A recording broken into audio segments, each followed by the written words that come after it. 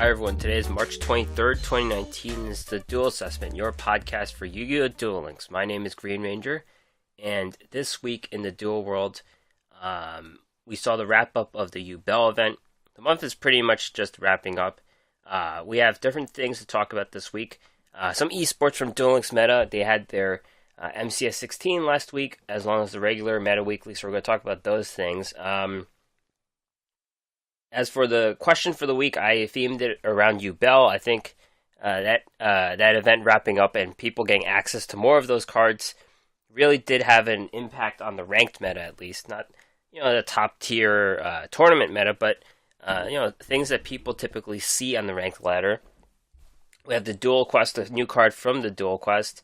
And I'm going to talk about the cards we get from the level 35 rank up from 5Ds. That happened last week. But I assume most people don't have all the cards yet. They're not, you do plan on leveling up everyone eventually to 35 to get the gems at least, but there are some cool cards to talk about. And of course, Doug has his casual deck of the week where he'll go over those. And we got the new news for next month as well. So, a lot to talk about. As for myself, I was finally able to get to Legend, even Legend 2 at some point. I don't think I'm at Legend 2 anymore, but I'm currently playing a Psychic Synchro deck, and this deck, I don't know the exact cards, but I have something like 3 Serene Psychic Witches, 3 Junk Synchrons, 3 Psychic Trackers, 1 Psychic Wheel Dealer, and Econs, Paleozoic Canadias, Floodgates, something like that.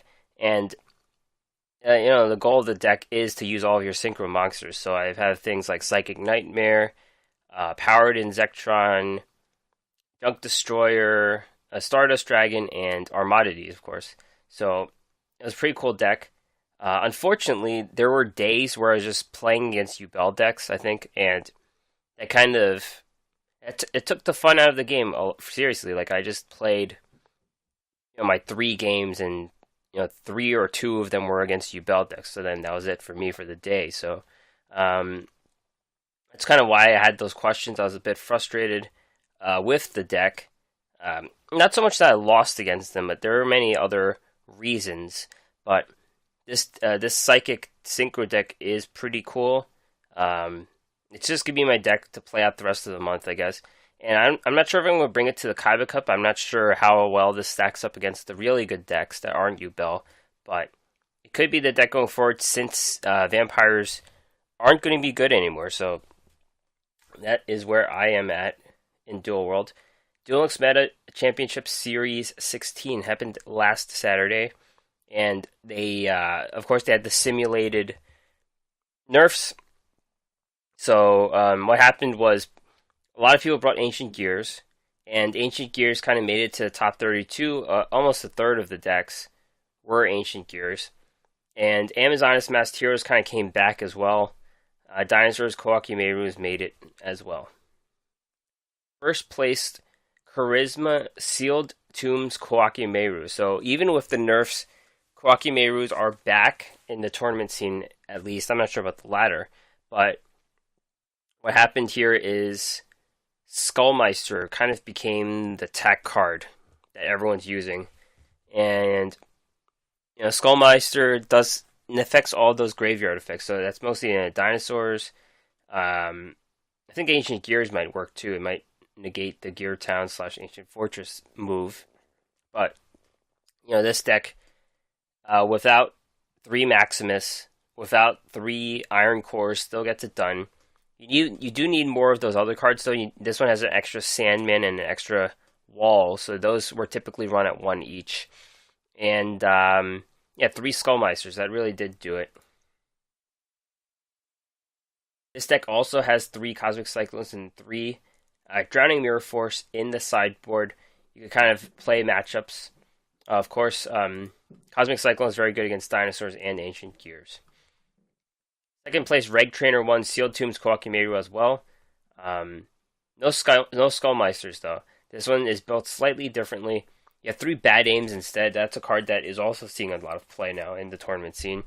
2 Fire Formation Gyaku and a Core Reinforcement. Third place, Fetty Guap, Middle Age. I mean, this is just Ancient Gears here. And this one has a bunch of the new cards, which I just mentioned. 2 Skullmeisters, 2 Bad Aims as well. Yeah, otherwise it's the same Ancient Gear deck. You have those cards that destroy spells. So there's 2 Galaxy Cyclones and 2 Double Cyclones to take care of your own spells to cheat out your Ancient Gear Wyverns. And third place, Grucius, Endless Trap Hell, Amazoness. This one has 3 Skullmeisters. It's kind of becoming a thing now. 3 Bad Aims. So it's Amazoness with the new cards. Some other cool ones here. 5th place, Luke Tyler, Balance Lavels. So Lavels got 5th place with a dinosaur with one giant Rex in it because it gets banished. Garabu with Kaiba playing Spellbooks. Wodik with Destiny Calling Masked Heroes. Knifroth with a Thunder deck. So this one has Brohunder, Thunder Seahorse, Morphtronic Radion. Oh, that's pretty cool. With the skill Mythic Depths, I think Mythic Depths increases Thunder. Kind of like the Pokemon thing with water conducting electricity, I guess. So anyhow, that was MCS 16. And let's go over the top 4 from Meta Weekly 64. Here, Masked Heroes were the main deck brought. People responded with Masked Heroes, Amazoness, a bunch of other things. Tenma, first place, Kaiba Blink, Kawaki Meru. So this one has 2 glossy diamond cores. That's pretty good. Of course, not everyone's going to have 2 glossy diamond cores to build this deck. But this one is a bit different. There's Rook Lord in the main deck. And also Kawaki Meru prototypes. I was thinking about how to make the deck work. And, they have so many different monsters. I was thinking of getting Rook Lord involved or prototypes. So this one has them. Also has the Skullmeisters, of course. Second place, Irving, Destiny Calling, Masked Heroes. Skullmeisters in here. A lot of removal tools. Offerings to Doom seems to be a pretty good card for Masked Heroes, too. Raul Torres, third place, Kaiba Bling, Masked Heroes. This one's interesting. It only has 2 Decider and 1 Drill Dark and 2 Skullmeisters. Those are all the monsters that this deck has. A lot of traps, though. This one's different. The previous Irving deck had no traps at all. Finally, third place, Shao's Sealed Tombs Kawaki Meru. This is the same exact deck as the first place deck from Charisma in the MCS 16. So it's a Kawaki Meru deck. 3 Skullmeisters, 3 Cosmic Cyclones. It seems like they survived the nerfs and are doing pretty well, but we're not sure what cards are going to be released. We're not sure what's going to happen. This is just a simulated environment for the nerfs, but it seems that Kawaki Meru's did not die as I had expected.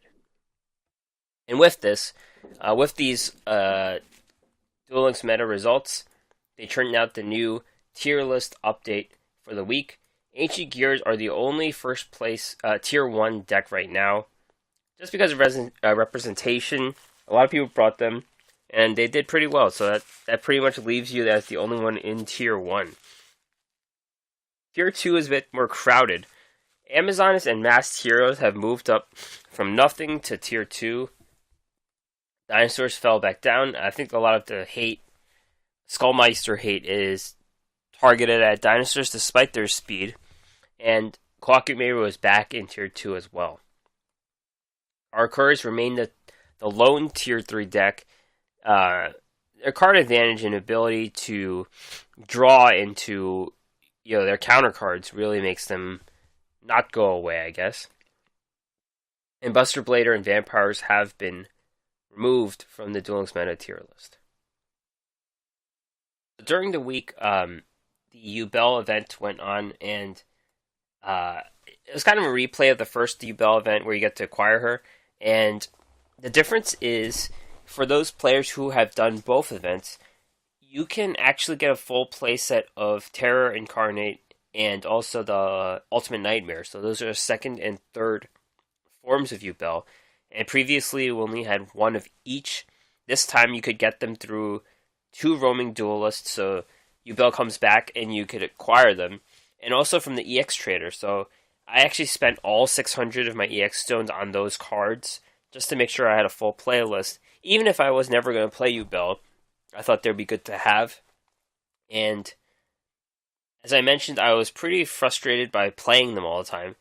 And the reasons are because there are ways to deal with Yubel with the Psychic Synchro deck I played, but at the same time, I felt the games took forever. That's something I didn't really want or have time for, and also I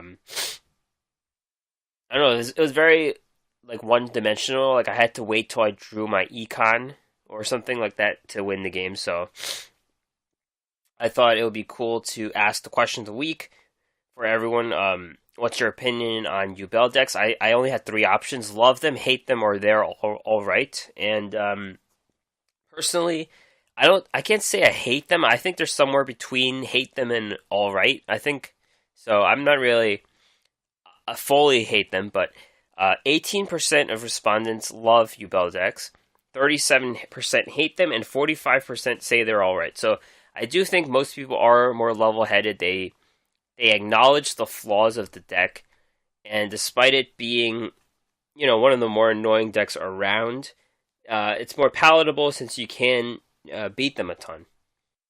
I had a bunch of responses on Twitter from the poll tweet and also a tweet where I complained about Yubel decks. Yu-Gi-Oh! Deck Talk, Doug Damon Duel, contributor of this podcast, said, "We have a lot of spot removal in the game right now, so Yubel is not as big of a threat as it was before. However, I strongly dislike stall decks, and Yubel falls under that category." Separate tweet says, "I never liked the metagame that promotes stall decks. For a mobile game, that's not what we need. 15-minute duels are not ideal for my battery, lol." Yep, I think I am 100%, in this mindset. We are playing speed duels for a reason, and if control decks kind of take over, it'll be cool. Control decks have a place, but I think they have to have more strategies, like more cooler strategies than when Yubel is. Yubel is just like, oh, I'm going to mill you, I'm going to clear the board every turn, but, it's the same thing over and over again, so it's a bit not that good. Grand Terrier, our longtime Patreon supporter, says, "Oppressive to decks who don't include outs, easy farms for those who do." Yep. That's what people... that's what makes Yubel more alright than horrible. Tied to a Corpse says, "Yubel is a gimmick deck. Cards like Limit Reverse, Calculator, Worm, and Fire King Island are creative, sure, but annoying. I could live without them." Separate tweet says, "Ancient Gear, Yubel, and Nephis decks are all over the ladder, so gross." I think Nephis is what could put the deck into an oppressive state. I can't say it's oppressive because it's a ritual deck, so that's, you're paying a lot of costs there, but at the same time, Yubel can be easy to beat if they have no power plays, I think, and Nephis gives them power plays, so, I don't know where that is going to go after all the nerfs are in place. Marble Scrabble says, "Play Mill. It loses to Ancient Gear, but can never lose against Yubel." I can't say I'm the biggest fan of playing an annoying deck to beat another annoying deck, but I can't play Mill because I don't have Worms.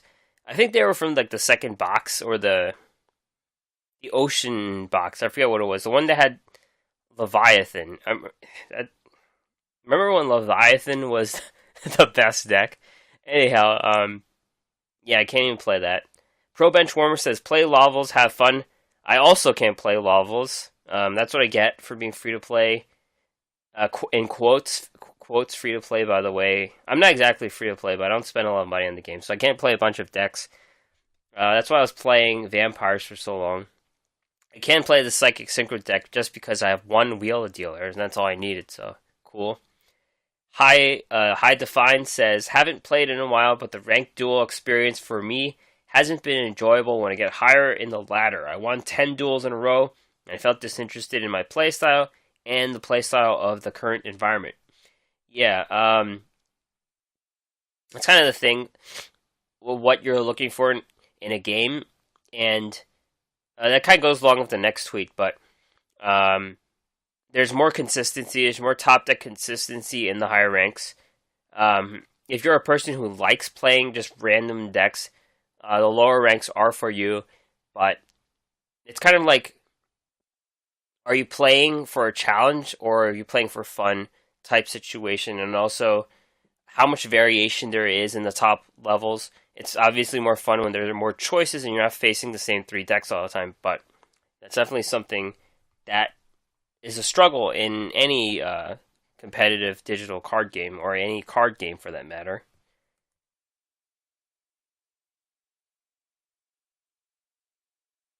Finally, Eisenhart Ltd says, "That's why I stay in the lower tiers of Duel Links. There is no reason, at least for me, to bust hours on end trying to reach King of Games, since there's no real achievement or gain for doing so. King of Games is more a self-ego inflation than anything else." So, I will say this is true for some people, but for me, I do want to get at least 100 wins where I get some of the extra gems and tickets. I want to get the UR ticket as well, but sometimes 120 games is a stretch for me to get the third SR ticket for the month. During the months where they have the Kaiba Cup, it's easier, but when there's no other incentive, it's harder to do so. And I'm going to segue into an article I wrote a while back, almost 2 years ago. And this is, for those who don't know, I used to write a lot about Hearthstone, and this blog called tasteofmana.wordpress.com.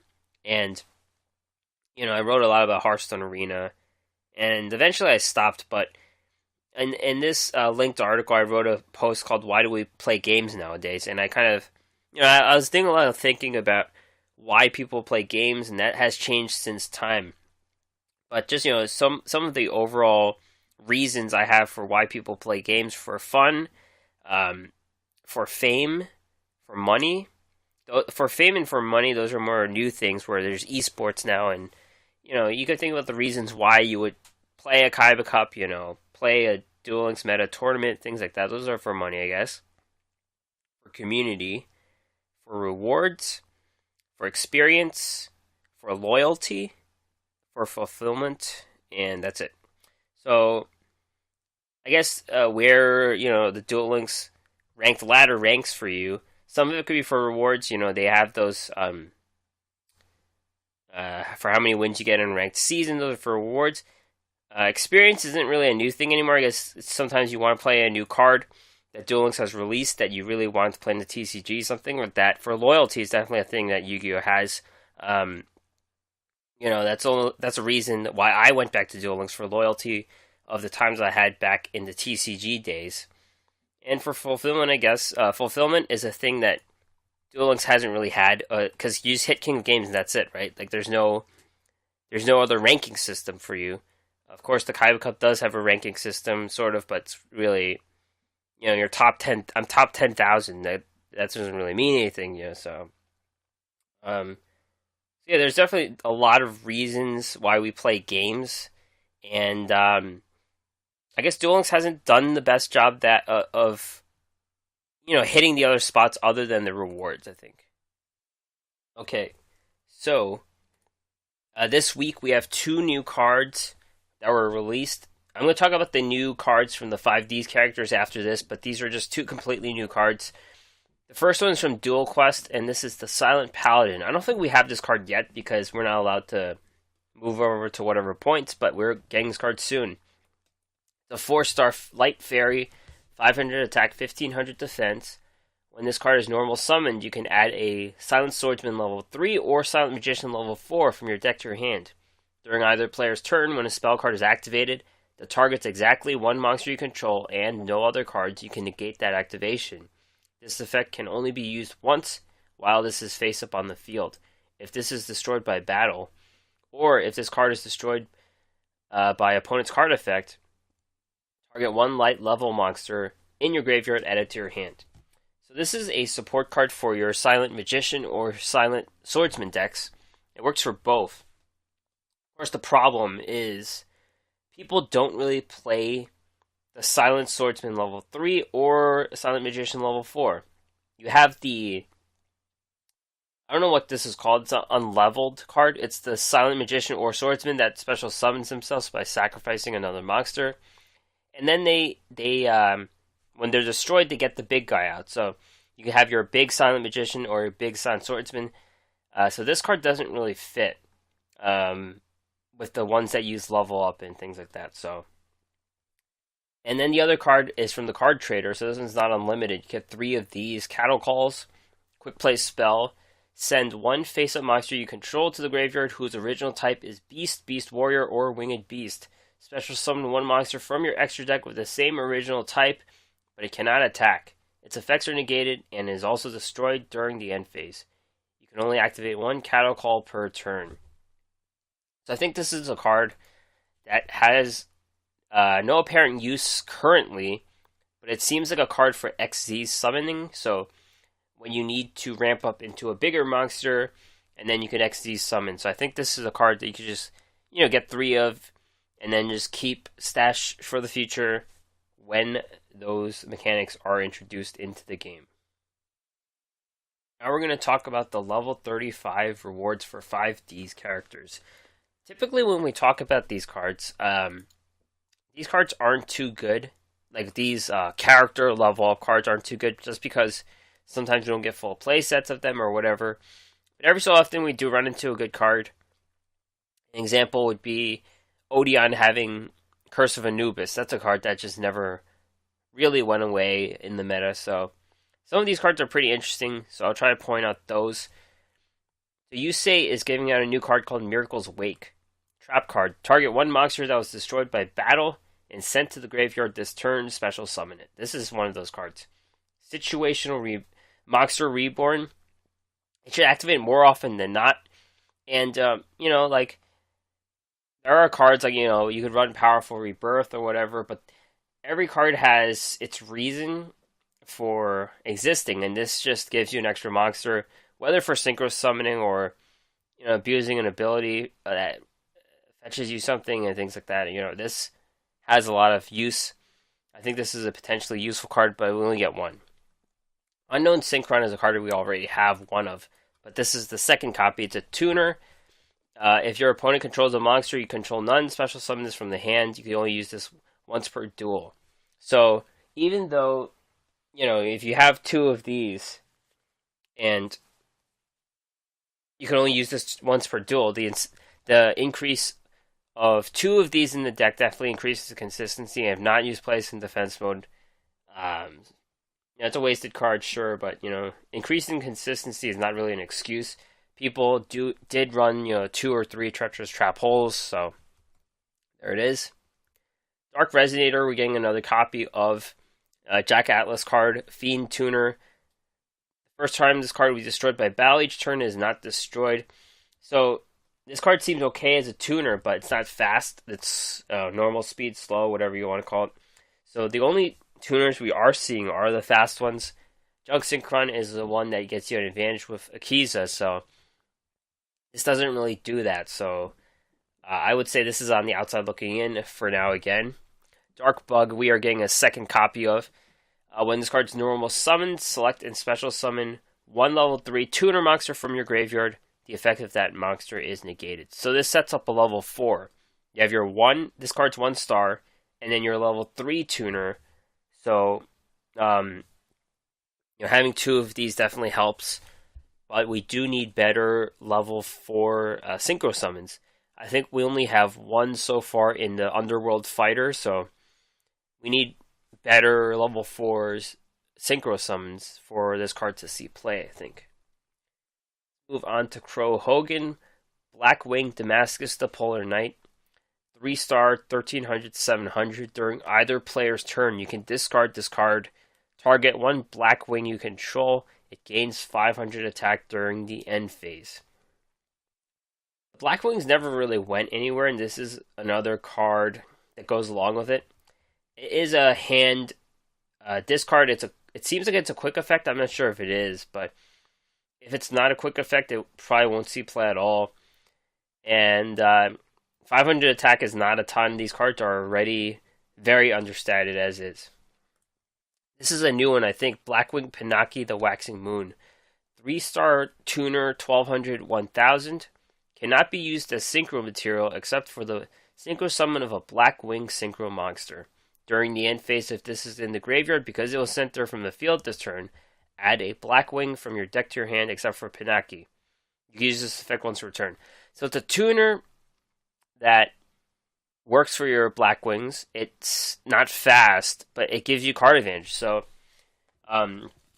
if the black wings ever make it, this does seem like a good card for the deck. Having an extra, this one just gets you a card, so that's pretty good. Move on to Akiza's cards. Violet Witch, 4-star spellcaster, 1100, 1200. If this card is destroyed by battle and sent to the graveyard, add a plant monster with 1500 or less defense from your deck to your hand. This is a card that doesn't seem to have a use right now, but of course, these cards are quite good. Any tutor card you could think of for the future.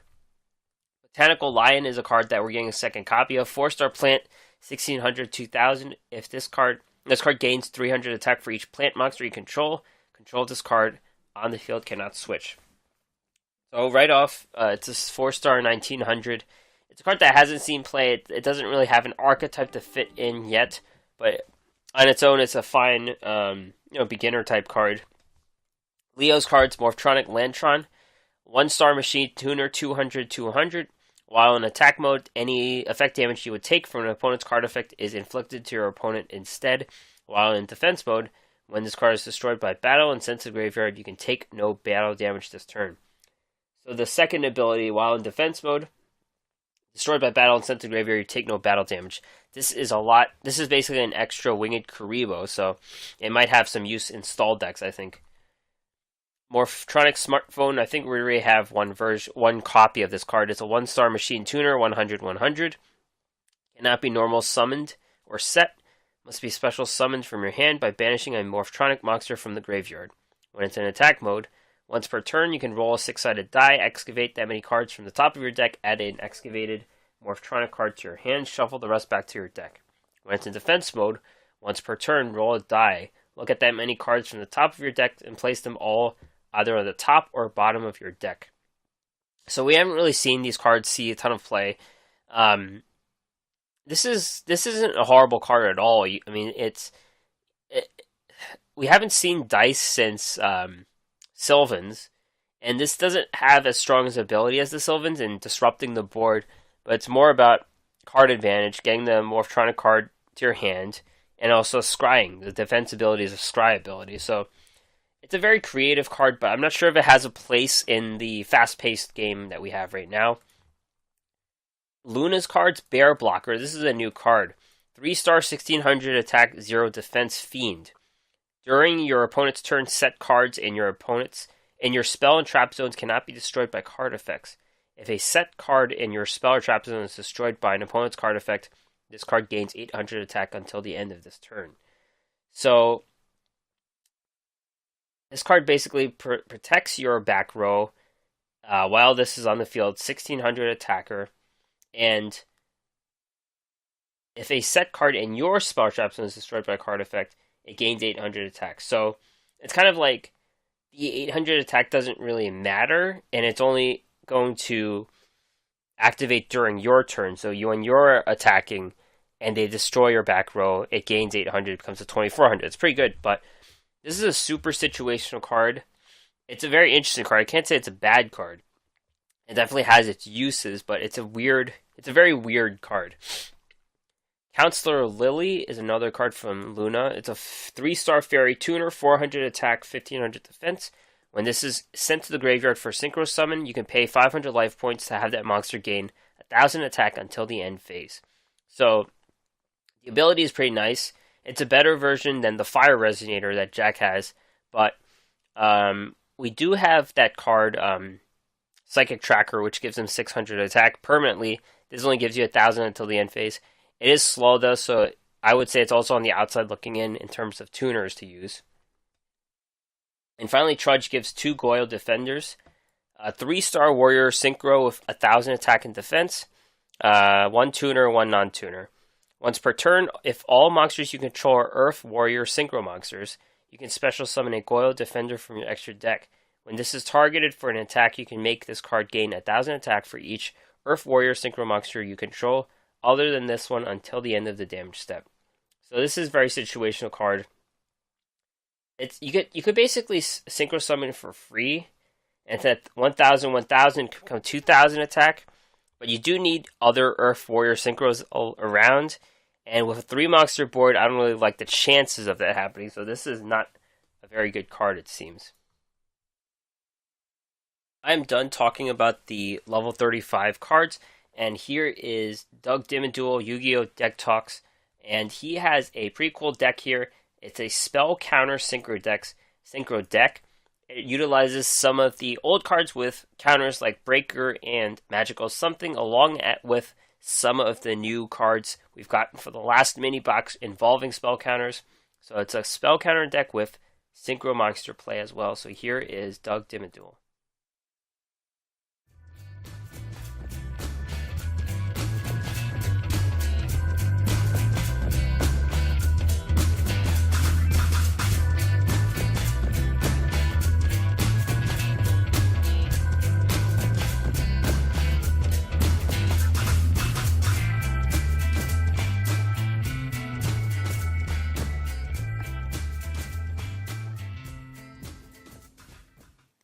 Hey there, this is Doug Dimmadule with Doug's Casual Deck of the Week.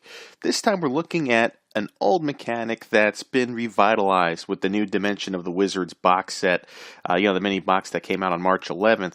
And this deck that I'm building is a spell counter synchro deck. It's not the most competitive deck. It's really fun for casual play, and I've had a lot of success and a very high win rate in the PvE events using this deck. So without further ado, let's go into it. The character that I'm using is Yamayugi with Destiny Draw. I figured this makes the most sense because there's so many different ways this deck can be played, and each situation varies depending on where you're at. So Destiny Draw allows you to pull that one card out of your deck that you're really going to need, as long as you take 2,000 life points or more of damage in that last turn. So anyway, we'll start with the monsters. I run 2 copies of Breaker, the Magical Warrior. It's level 4 spellcaster with 1,600 attack, 1,000 defense. If this card is normal summoned, place 1 spell counter on it for a maximum of 1. This card gains 300 attack for each spell counter on it. You can remove 1 spell counter from this card, then target 1 spell or trap card on the field and destroy that target. So this is one of the better URs. I only have 2 copies, so I use 2 copies in this deck. It starts to allow you to clear your opponent's back row, possibly before you start going into your synchro plays, whether or not you're going to go that route. The next card that I run is Magical Something. I only run 2 copies of it because this is another UR that's in one of the larger boxes, so I only have 2 copies. But it's a level 4 spellcaster, 1,800 attack, 1,300 defense. Each time a spell card is activated, you place 1 spell counter on this card. When that spell resolves, this card's level is increased by the number of spell counters on this card, and then you could also remove 3 spell counters from this card, then target 1 quick play spell in your graveyard, and set that card to your spell and trap card zone. So you can only use that effect once per turn, but the reason why Magical Something's effect is more relevant in this deck than it probably would have been in an old spell counter deck is that you're running Mythical Bestiary, which is a new quick play spell card, and we'll get to that in a little bit. But effectively, Magical Something allows you to recycle that card and keep those spell counters coming on the field, so it's really, really good. Next strategy that we got here is Defender, the Magical Knight. It's another spellcaster, level 4, 1,600 attack, 2,000 defense. You can see the theme here is I'm running all the spellcasters that can start to put spell counters on themselves. Its effect is if this card is normal summoned, place 1 spell counter on it for a maximum of 1. Once per turn, if a spellcaster type monster on the field would be destroyed, you can remove 1 spell counter from your side of the field for each of those monsters instead. So if your opponent is using like a Yubel effect, where it's going to blow up, 2 or 3 of your spellcasters on the field, Defender the Magical Knight would have the capability to remove multiple spell counters in that one occurrence to keep all your spellcasters alive. So it's a really, really solid card. And again, it's a level 4. So that's the third spellcaster that's level 4 that I run. And those are the only spellcasters that are in this, because the other 2 cards that I run are the tuners. And the first tuner that I like to use is Double X Saber Full Helm Knight. This is the UR from the first Synchro box. It's a level 3 warrior tuner, 1300 attack, 1000 defense. When an opponent's monster declares an attack, you could target the attacking monster and negate the attack. So that's basically the effect that you're going to be using from this. It's really to keep it on the field and hopefully get one of your level 4 spellcasters onto the field next turn and go into your synchro play. The other card that I run is Dark Resonator, and because of the new level cap increase, we're able to run 2 copies of Dark Resonator now. I'm hoping to get a 3rd copy someday, because again, this tuner has a real built-in flotation aspect to it. The first time this card would be destroyed by battle each turn, it is not destroyed. So you could put it in defense position or attack position or whatever, and your opponent would have to attack into it twice to try and get it off the field. And depending on if it's early in the duel and they only have 1 monster, then yeah, you may take some damage, in which case sometimes you could activate your destiny draw off of that. But you know this tuner will stay on the field. So anyway, that's all the monsters that I'm running. The whole purpose of running those tuners and those spellcaster non-tuners are to go into Arcanite Magician. You are pretty much familiar what this card is by now, because it's on the cover of the newest mini box, but it's a level 7 spellcaster synchro, 400 attack, 1800 defense. This is the backbone of this deck. This is what you're really trying to make happen here. It requires the 1 tuner plus 1 or more non-tuner spellcaster type monsters. If the card is synchro summoned, place 2 spell counters on it, and the card gains 1000 attack for each spell counter on it. You could also remove 1 spell counter from your field. That means anywhere, not just on Arcanite Magician. And you could target 1 card your opponent controls and destroy that target. So if you're setting up a field where you have a lot of different spell casters and a lot of spells and traps on your field that have counters on them, Arcanite Magician could go to town and just start clearing your opponent's board. So this is a pretty good win condition card if you're able to get the synchro play going. And it also helps that upon summon, it gets 2 more spell counters put onto it just from being summoned. So what spells and traps are we running? Well, I'm running 3 copies of Spell Power Grasp. It's a spell card where you target 1 face-up card on the field that you could place a spell counter on, and then place 1 spell counter on it. Then you could add 1 more copy of Spell Power Grasp from your deck to your hand. I like this card a lot, not because you're getting a lot of counters on the field by using it, but because you're able to kind of really move through your deck by getting that extra copy out of there. So that way you're not really clogging your draw phase with too many spells if you're thinning your deck by using a card like this. So that's why I really like this. The next card I mentioned earlier is Mythical Bestiary. It is a quick play spell card where you send the top 2 cards of your deck to the graveyard and then target 1 face-up card on the field that you could place a spell counter on. Place up to 2 spell counters on it. If this card in its owner's possession is destroyed by an opponent's card effect, you can special summon 1 monster from your deck that you could place a spell counter on, and if you do, place up to 2 spell counters on it. You can only activate 1 Mythical Bestiary per turn. So that's why I like to recycle it with Magical Something. At least, you could use the card during your turn. You could start putting some spell counters on Magical Something, and just from playing the spell card, you get 1 additional spell counter on Magical Something. And then in the next turn, you'll have already reset the card back onto your field from using Magical Something's effect, and you could effectively use 2 more spell counters somewhere on your field that way. So it has some recyclability to it using that combo. But where you really want those spell counters to go is on the next card that I'm going to talk about here, and that's Power of the Guardians. This has to be one of the best normal cards that you could get out of this box. I love this card. It could be used in so many different ways. But this is an equipped spell card where if an attack is declared involving the equipped monster, that means if you declare an attack or if an attack is being declared against you. That is incredible. So the effect is then you place 1 spell counter on this card. The equipped monster gains 500 attack and defense for each spell counter on this card. If the equipped monster would be destroyed by battle or card effect, you can remove 1 spell counter from your field instead. It's not specifying that the spell counter has to come from this card specifically. It could come from anywhere on your field. So if you're running a deck with Citadel of Endymion or anything along those lines that have multiple spell counters on it, just take a spell counter from that. You could take a spell counter off of Magical Something or off of Breaker the Magical Warrior or any of those things. I mean, this is such a great utility card for this deck, and I find in a lot of times I don't even need to go into synchro plays because I'll have Magical Something, or I'll have Breaker the Magical Warrior, or I'll have Defender the Magical Knight, and equip this card to it with a ton of counters on it by using, Spell Power Grasp or by using Mythical Bestiary to start loading up those counters. And for every counter, you're getting that 500 attack and defense boost, plus that added protection if that monster ends up potentially being destroyed by battle or card effect. So this card is just amazing. I mean, it's really, really good. So what's the biggest weakness in this deck and with this strategy?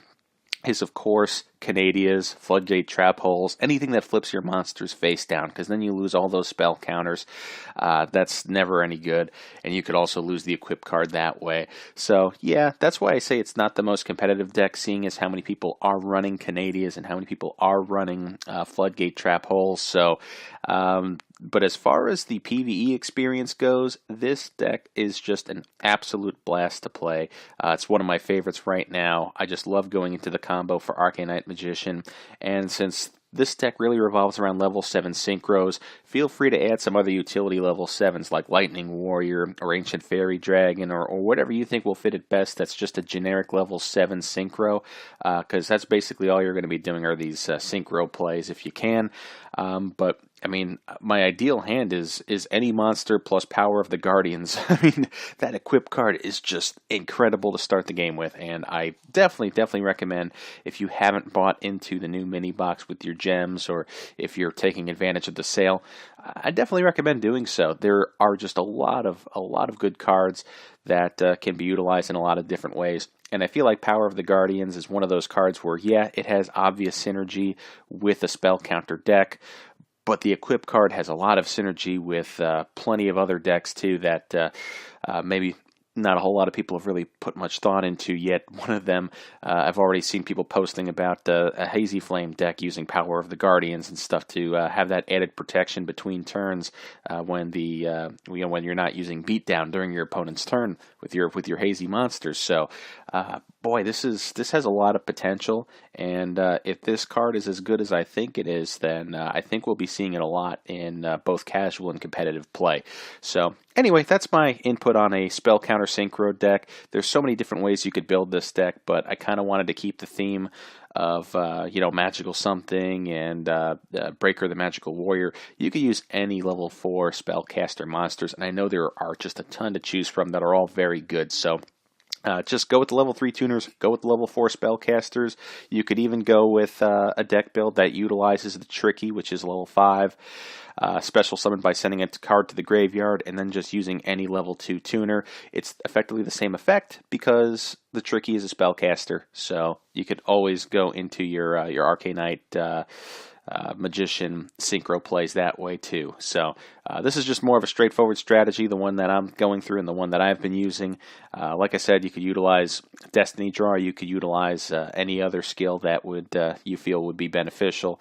Of course, the skill like Cabacorp Bling always seems to be the go-to for just about any deck. If you pulled the right Prismatics and you pulled the right Glossies, I think you could make that work. So yeah, there's a lot of ways to do this. So I'm kind of curious to see some of you folks and seeing how you've tweaked your deck as well to see if you could get it as competitive as you can. So if you do have any new deck ideas too, feel free to share it with the Duel Assessment Podcast, and I'll definitely be checking those out. So anyway, thanks for listening to this casual deck of the week, and I'll see you next time.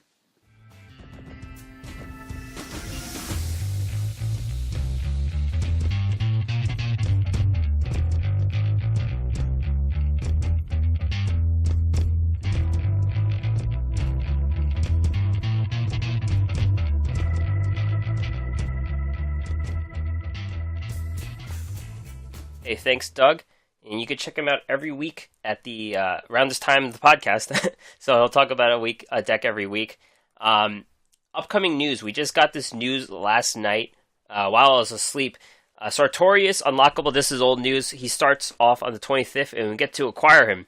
Very interesting development, as he has a lot of cards that are not released into the TCG. Of course, the Psychic Tracker and Psychic Wheel Dealer are actually two cards that are not TCG cards. They're only available in Japanese in the OCG version. So we are heading into uncharted territory of cards that TCG players may not be familiar with. So it would be interesting if Sartorius goes in that direction. Of course, the problem with Sartorius is he has a lot of RNG. He had to make people guess what side his card was, so it's probably like flipping coins. So that could get a little dangerous, but hopefully it's not too overwhelming. Duelathon is back early April. Kaiba Cup, of course, Stage 1 is happening April 4 to 15, so it's plenty of days to get through Stage 1.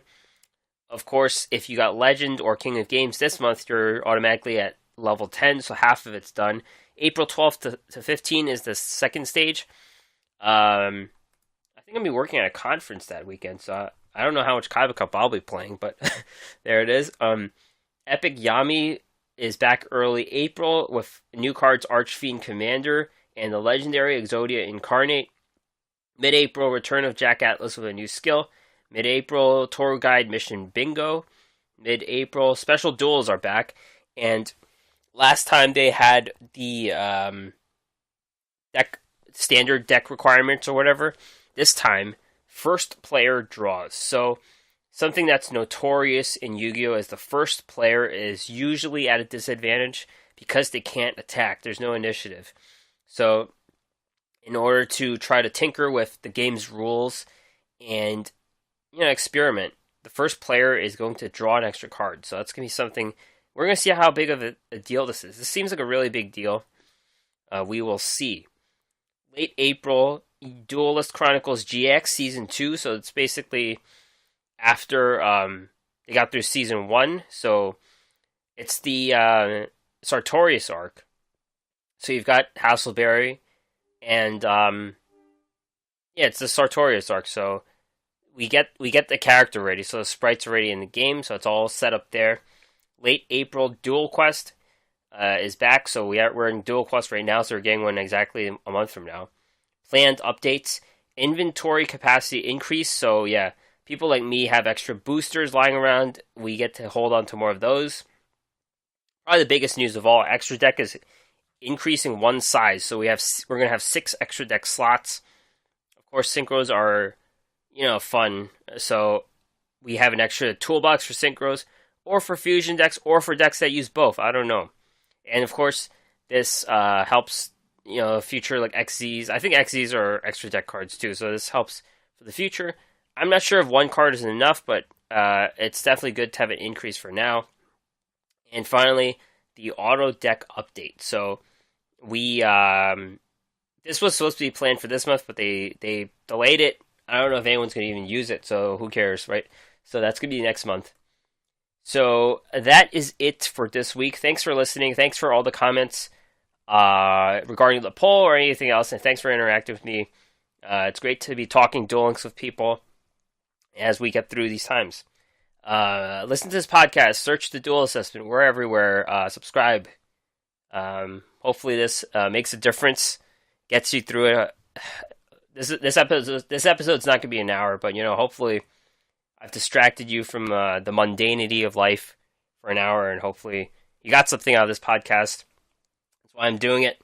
Check out the podcast and more at the website, theduelassessment.wordpress.com. Email me. I don't really use the email, but sure, theduelassessment@gmail.com. Or better yet, find me on Twitter, duel_assessment, me at Green Ranger CCG. So thanks everyone, and I will see you next week.